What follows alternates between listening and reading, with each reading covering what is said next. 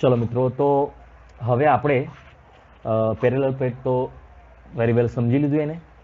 હવે કેપેસિટરના જોડાણ, ધ કમ્બિનેશન ઓફ કેપેસિટર્સ, આ પાર્ટ આપણે જોઈએ. પ્રેક્ટિકલ લાઈફમાં કેવું થાય કે એક કેપેસિટર ઘણીવાર કામમાં ના આવે. તમારે લાઈક વધારે ચાર્જ સ્ટોર કરવો છે કે વધારે પોટેન્શિયલ ઇન્ક્રીઝ કરવું છે, આવા કોઈ યુઝીસ હોય તો તમારે કેપેસિટર છે સિરીઝમાં, શ્રેણીમાં જોડવું પડે, કાં તો સમાંતરમાં એટલે કે પેરેલલમાં જોડવું પડે. ઓકે, તો આપણે અહીંયા કેપેસિટરના જોડાણો છે એમાં first part, the combination of કેપેસિટરનો ફર્સ્ટ પાર્ટ છે એ જોઈએ શ્રેણી જોડાણ. Okay, series combinations. Series combination તમે 10થમાં રેઝિસ્ટર્સ, અવરોધો માટે શ્રેણી જોડાણ જોઈએ, બસ એના જેવું જ છે. ઓકે, તો અહીંયા આગળ માની લો કે સેવરલ કેપેસિટર્સ, કેટલાક કેપેસિટર, માની લો કે અહીંયા આગળ કેટલાક કેપેસિટર બતાવો એ પ્રમાણે. ચલો, માની લો કે 3 કેપેસિટર્સ, 3 કેપેસિટર છે એને મેં સિરીઝમાં કમ્બાઈન કરેલ છે. અહીંયા આગળ આની વેલ્યુ C1 છે કેપેસિટન્સની, લાઈક 12 પિકો ફેરાડે, અહીંયા આગળ તો 20 પિકો ફેરાડે, એ રીતે અહીંયા કોઈ થર્ડ વેલ્યુ છે. આ જે છે એને આપણે બેટરી સાથે જોડી દઈએ, બેટરીના પોઝિટિવ ટર્મિનલ અને નેગેટિવ ટર્મિનલ સાથે જોડી દઈએ. Here this is the DC battery. Okay, so this is the positive terminal, આ નેગેટિવ ટર્મિનલ આપણો બેટરીનો વોલ્ટેજ જે છે એનું પોટેન્શિયલ, બેટરીનું પીડી, પોટેન્શિયલ ડિફરન્સ પીડી. ઓકે, એ જે છે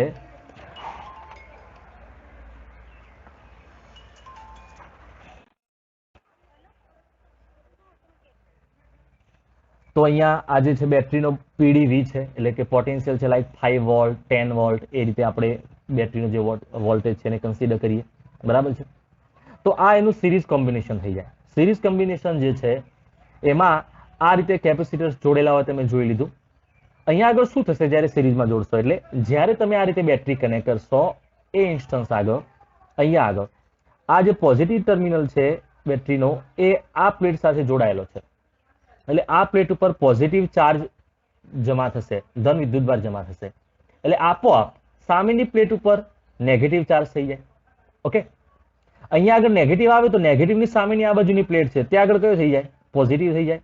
કારણ કે ઇલેક્ટ્રોન છે એટ્રેક્ટ થઈને આ બાજુ આવે તો સામે કયો ખુલ્લો થાય, પ્લસ.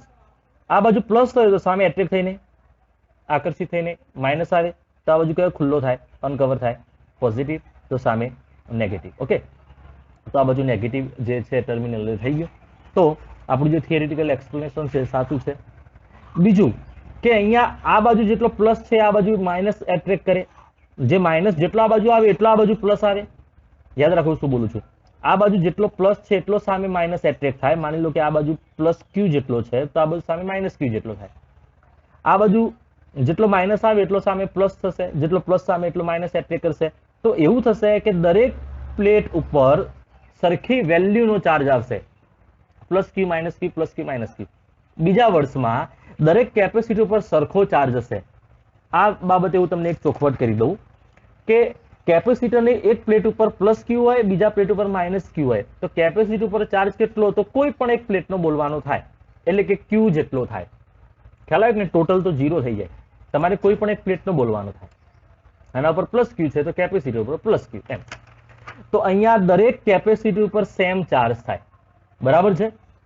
હવે આપણું જે ઇક્વેશન છે એ પ્રમાણે capacitance C is equal to Q by V, તો V ઇઝ ઇક્વલ ટુ શું થાય, V is equal to Q by C. અહીંયા આગળ Q તો દરેક માટે કોન્સ્ટન્ટ છે, દરેક કેપેસિટરની પ્લેટો માટે Q તો અચળ છે, તો V પ્રોપોઝનલ 1 બાય C. દરેક કેપેસિટરની વેલ્યુ અલગ અલગ છે, લાઈક કોઈ કેપેસિટરની વેલ્યુ V1 છે તો એનો પોટેન્શિયલ કેપેસિટરની વેલ્યુ C1 છે તો એનો પોટેન્શિયલ V1 થશે, કોઈ કેપેસિટરની વેલ્યુ C2 હોય તો V2 થશે. તો દરેક ઉપર પોટેન્શિયલ અલગ અલગ હશે. ઓકે, કહેવાનો મિનિંગ મારો ફ્રેન્ડ્સ એમ કે માની લો કે V ઇઝ ઇક્વલ ટુ 10 વોલ્ટની બેટરી હોય તો દરેક ઉપર ચાર્જ વિદ્યુત ભાર સરખો હશે. ખાસ યાદ રાખો, આ પોઈન્ટ ખાસ યાદ રાખો. સિરીઝ કમ્બિનેશનમાં, શ્રેણી જોડાણમાં દરેક ઉપર વિદ્યુત ભાર ચાર્જ સરખો હોય, બરાબર, પણ પોટેન્શિયલ જે છે સ્થિતિમાન ડિફરન્ટ હોય, અલગ અલગ હોય. ધારો કે 10 વોલ્ટ છે, અહીંયા આગળ માની લો કે 5 વોલ્ટ છે, તો અહીંયા આગળ માની લો કે 3 વોલ્ટ છે, તો અહીંયા આગળ માની લો કે 2 વોલ્ટ હોય. તો પીડી પોટેન્શિયલ ડિફરન્સ છે, સ્થિતિમાન છે, એ અલગ અલગ હોય. બરાબર છે મિત્રો. હવે અહીંયા આગળ ટોટલ કેપેસિટન્સ કેટલું થાય ગણવું હોય તો આપણે આ રીતે જરા ગણી શકીએ. તો એના માટે સમજો કે total voltage V1 V2 V3 એટલે કે 5 વોલ્ટ 3 વોલ્ટ 2 વોલ્ટ તો 10 વોલ્ટ ટોટલ થઈ જાય. તો ટોટલ વોલ્ટેજ બેટરીનો V છે એ અહીંયા ડિસ્ટ્રીબ્યુટ થયો, વેચાયો, એટલે કે એક કેપેસિટર ઉપર પ્લસ બીજા કેપેસિટર ઉપર પ્લસ ત્રીજા કેપેસિટર ઉપર. ઓકે, એ રીતે આગળ વધારે કેપેસિટર જોડેલા હોય તો તમે આગળ લખી શકો V4 અપ ટુ Vn સુધી, જેટલા કેપેસિટર જોડ્યા હોય એટલા. Okay, so V is equal to V1 is equal to અહીંયા આગળ શું લખાય? V1 is equal to Q by C1 એવું લખાય. Q તો બધા માટે કોન્સ્ટન્ટ છે એટલે V1 is equal to Q by C1. તો V1 is equal to Q by C1. Okay, એ રીતે V2 એટલે Q બાય C2, V3 એટલે Q બાય C3, એ રીતે આગળ ચાલી જશે Q બાય Cn, જેટલા કેપેસિટર n વેલ્યુ સુધી હોય ત્યાં સુધી. ઓકે, અહીંયા Q1 Q2 Q3 નહીં થાય કારણ કે કોન્સ્ટન્ટ છે Q બધા માટે. ચલો, તો V is equal to Q છે, કોન્સ્ટન્ટ છે અને કોમન પણ છે, એને બહાર કાઢી દો તો 1 by C1 plus 1 by C2 plus 1 by C3 and so on. Okay, ચલો, તો આ જે છે ને ડિનોમિનેટરમાં ડિવિઝનમાં લઈ લો તો V by Q is equal to 1 by C1 plus 1 by C2 plus 1 by C3 up to n capacitor સુધી. So here V by Q એટલે શું થાય? આ જે છે ને એના ઉપરથી તમને ખબર પડી જાય V by Q is equal to શું થાય, બરાબર. પણ C is equal to Q by V છે, C is equal to Q by V છે. So V is equal to V by Q is equal to શું થાય? 1 by C થાય. Okay, અહીંયા આગળ V બાય Q કરો તો 1 by C થાય. ઓકે, તો અહીંયા V બાય Q ની જગ્યાએ 1 બાય C લખી શકાય. What is C? C is equivalent capacitor, મતલબ આ બધા જે ત્રણ કેપેસિટર આપણા કેસમાં છે એ બધાનું ભેગું કેપેસિટન્સ. ઓકે, આ ત્રણનું ભેગું કેપેસિટન્સ C ઇક્વિલિબ્રિયમ ઇક્વલ હોય તો આ V બાય Q ની જગ્યાએ total capacitance 1 by C equilibrium તમે મૂકો, ઇક્વલ મૂકો તો 1 by C1 plus 1 by C2 plus 1 by C3, આ રીતે ઇક્વેશન થઈ જશે. ઓકે મિત્રો, તો આ આપણા સિરીઝ કોમ્બિનેશન માટે એટલે કે શ્રેણી જોડાણ માટે ટોટલ કેપેસિટન્સનું ઇક્વેશન થઈ ગયું. તો total capacitance 1 by C equal total કેટલું થાય? તો જેટલા પણ કેપેસિટન્સ જોડ્યા હોય એ 1 by C1 plus 1 by C2 plus 1 by C3 આ રીતે થઈ જશે. Point number 1. Okay, point number 2. Okay, series combination કર્યું હોય, શ્રેણી જોડાણ કર્યું હોય તો Q જે છે એ બધા કેપેસિટર માટે કોન્સ્ટન્ટ રહેશે, એટલે બધા માટે સેમ રહેશે, બધા કેપેસિટર માટે સેમ રહેશે. Okay, Q Q Q. Okay, પણ V છે એ ડિસ્ટ્રીબ્યુટ થાય V1 V2 V3, મતલબ PD પોટેન્શિયલ ડિફરન્સ બધા માટે અલગ અલગ હશે. ખ્યાલ આવી ગયો મિત્રો? ચલો, આટલા પોઈન્ટ તમારે યાદ રાખવાના છે. ચોથી વસ્તુ કે બે કેપેસિટર ખાલી કનેક્ટ કરેલા હોય કે C1 અને C2 બે કેપેસિટર, અને આપણે જરા એનું ઇઝી કેલ્ક્યુલેશન કરવું હોય તો ટોટલ કેપેસિટન્સ કેટલું થાય? તો 1 by C dash total capacitance 1 by C1 plus 1 by C2, આનો LCM લો, લસા લો તો C2 plus C1 by C1 C2, આ રીતે તમે લખશો. ઓકે, આનો ઇન્વર્સ લઈ લો તો C is equal to C1 C2 by C1 plus C2. બે કેપેસિટન્સ હોય તો મોસ્ટલી કેલ્ક્યુલેશનમાં આપણે ઇક્વેશન યુઝ કરીશું. ઓકે, મોસ્ટલી કેલ્ક્યુલેશનમાં આપણે ઇક્વેશન યુઝ કરીશું C1 C2 by C1 plus C2, આ રીતે સિમ્પલ કેલ્ક્યુલેશન કરી દઈશું. બરાબર છે? બીજું આ પોઈન્ટ છે ખાસ યાદ રાખવાનો છે નીટના MCQ સોલ્વ કરતા વખતે કે સેમ કેપેસિટન્સની વેલ્યુ હોય, બધી સેમ હોય. લાઈક આ રીતે n કેપેસિટર છે ટોટલ. ઓકે, અને એને જોડેલા છે C C C, એ રીતે બધાની વેલ્યુ C છે અને આવા ટોટલ n કેપેસિટર છે તો ટોટલ કેપેસિટન્સ એટલે C બાય n, આ રીતે લખી દેવાનું. Total capacitance C by n. કઈ રીતે? જો આ રીતે લખી શકાય. આપણું ઇક્વેશન છે ને એ પ્રમાણે તમે ગણવા જાઓ તો total capacitance 1/c dash is equal two 1/c plus 1/c plus 1/c up to n times. Okay, તો 1/c dash is equal two કેટલી વાર આ કરવાનું? n વખત ને, તો n ટાઈમ્સ 1/c. ઓકે, તો c ડેશ ઇનવર્સ લઈ લો, આને ઉલટાવી દો તો c/n. તો આ જે ઇક્વેશન છે એને ખાસ આપણે યાદ રાખવાનું છે.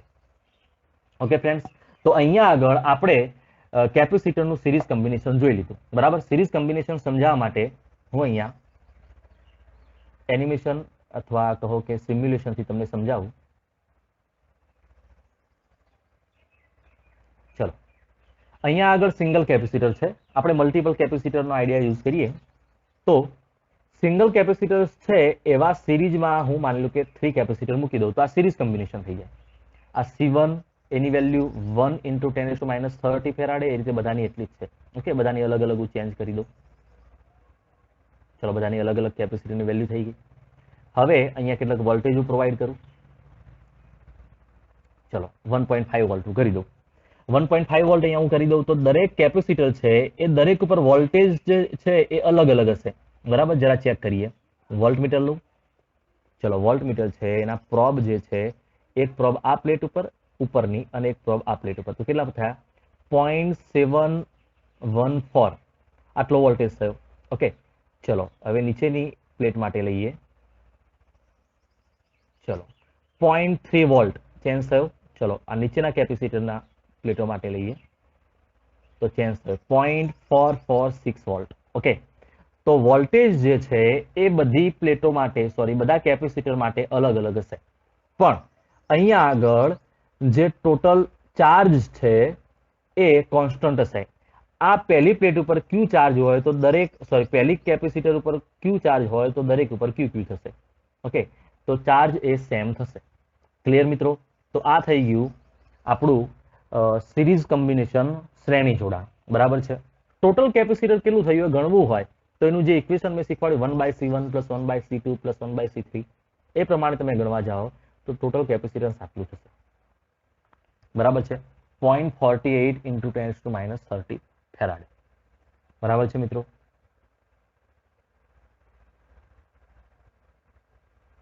ચલો, તો અહીંયા આગળ આપણે સિરીઝ કોમ્બિનેશન જોયું. એટલા જે પોઈન્ટ છે ખાસ યાદ રાખવાના છે. કયા પોઈન્ટ?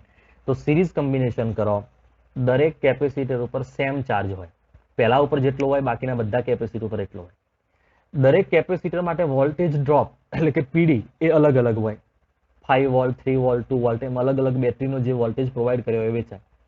ઓકે, ત્રીજી વસ્તુ કે બે કેપેસિટર કનેક્ટ કરેલા હોય તો C1 C2/C1 + C2 એ રીતે સિમ્પલ કેલ્ક્યુલેશન કરશો.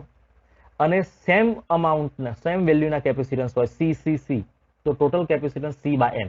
આ જે છે ને એને જરા ક્લિયરલી હું તમને સમજાવું.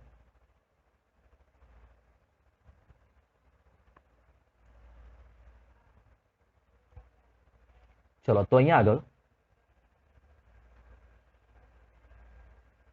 આ જે છે એમાં માની લો કે આપણે ટોટલ 1 2 3 4 5 કેપેસિટર કનેક્ટ કર્યા.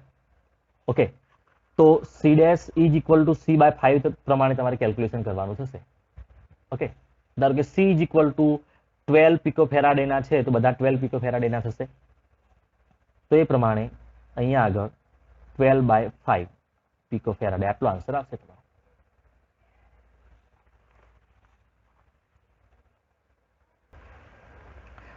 ચલો મિત્રો, તો આ રીતે બીજું કોમ્બિનેશન પોસિબલ છે which is called parallel combination in which capacitors are connected in parallel. એટલે કે બીજું છે એને કહેવાય સમાંતર જોડાણ. સમાંતર જોડાણ આમાં તદ્દન પેલાથી બધું ઉલટું થશે.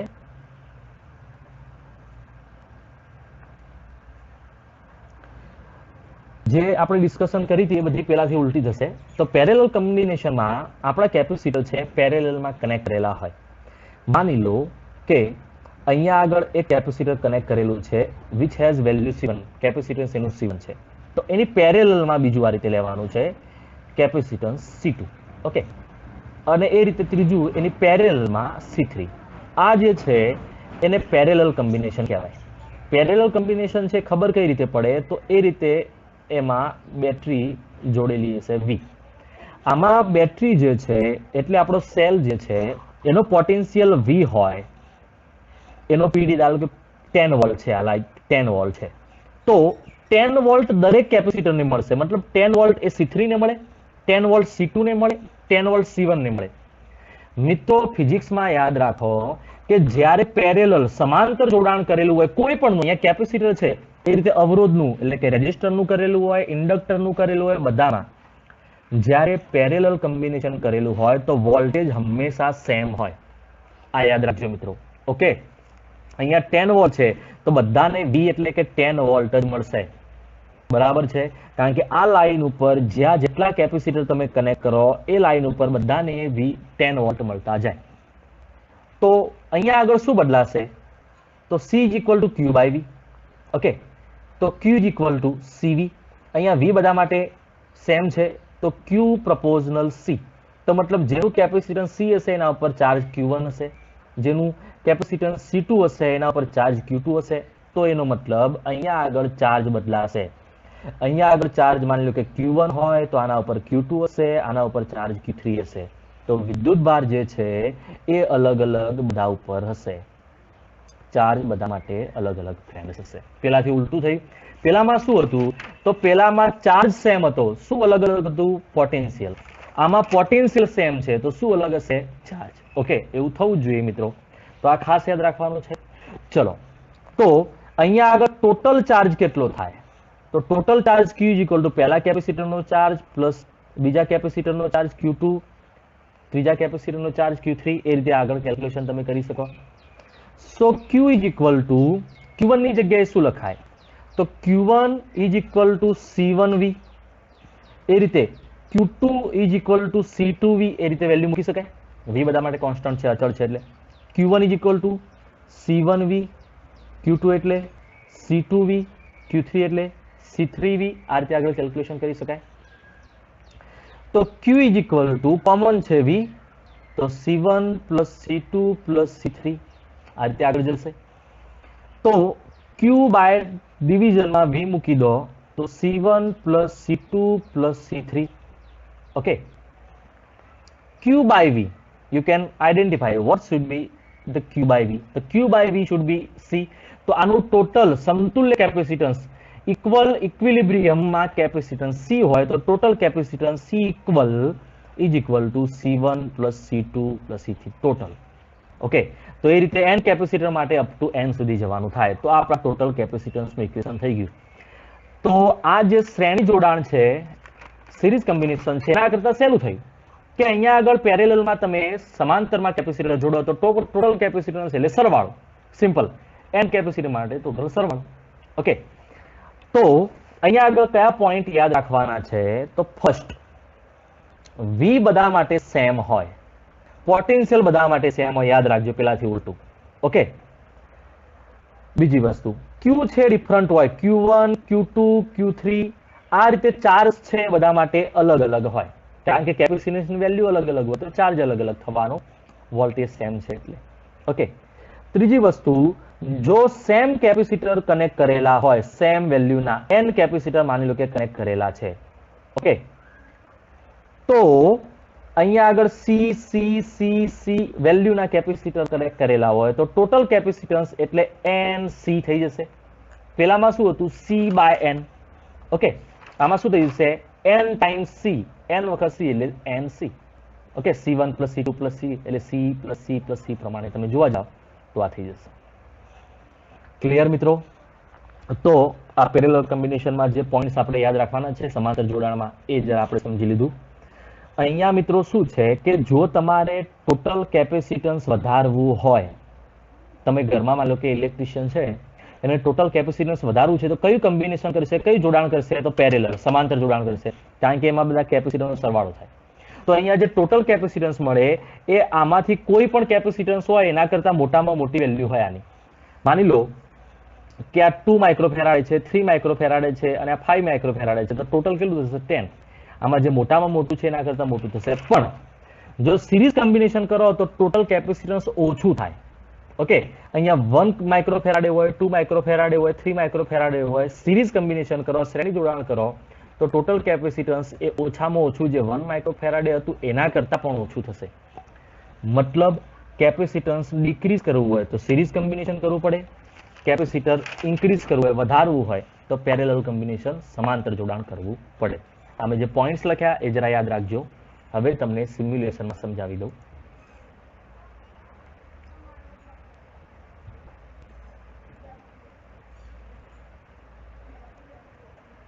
ચલો તો અહીંયા આગળ 3 કેપેસિટરને આપણે પેરેલલમાં જોડી દીધા.